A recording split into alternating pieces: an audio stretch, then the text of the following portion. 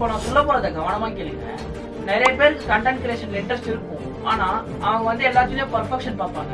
ஒரு tripod stand இருந்தா தான் நான் பண்ணுவேன், நான் ப்ராப்பரா ஒரு எடிட்டிங் சாஃப்ட்வேர் வச்சு தான் எடிட் பண்ணுவேன், எல்லாத்துலயும் பர்ஃபெக்ஷன் பார்ப்பாங்க.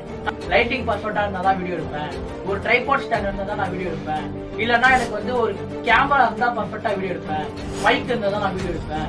அந்த மாதிரி நிறைய பர்ஃபெக்ஷன்லயே இருப்பாங்க. எல்லாத்துலயும் பர்ஃபெக்ஷன் பார்ப்பாங்க. அவங்க என்ன நினைப்பாங்கன்னா, அடுத்த வாரம் நான் வாங்கிட்டு வீடியோ போட ஆரம்பிப்பேன்னு சொல்லுவாங்க.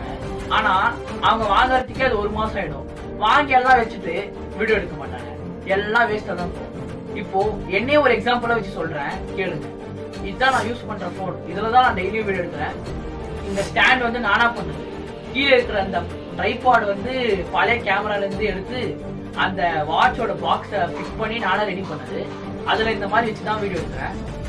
எடிட்டிங் வந்து மொபைல தான் பண்றேன். நார்மல் இன்ஷார்ட் அப்புறம் கேப்கட் தான் பண்றேன்.